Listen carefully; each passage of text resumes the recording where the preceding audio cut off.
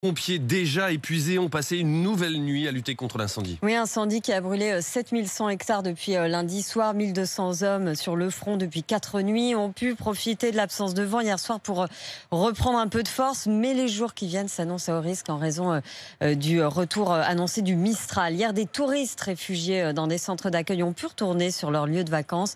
Le maire de Cogolin, Marc-Étienne Lansade. Le camping a pu être remis en état. Il y a beaucoup de gens à qui on a permis de reprendre leurs affaires. Certains sont partis, d'autres se sont réinstallés. Mais nous, on a un camping qui est véritablement protégé. Il n'y a aucun souci. On a tous les pompiers autour. Il n'y a plus de danger imminent. Plutôt que de mettre toutes ces populations dans des conditions intenables alors que plus rien ne le justifie, aujourd'hui, on a une forme de retour à la normale. On reste extraordinairement vigilant. Mais a priori, le plus dur est derrière nous.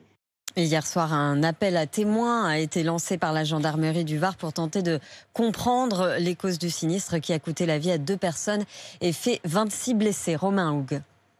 Un appel lancé sur les réseaux sociaux incitant toute personne ayant des informations sur les circonstances du départ du feu à contacter les gendarmes de la brigade de recherche de Draguignan. L'objectif est de déterminer comment exactement le feu a pris. Les enquêteurs ont d'ailleurs bien avancé sur cette question. Ils ont d'ores et déjà pu déterminer la zone de départ située à proximité immédiate d'une aire d'autoroute à Gonfaron.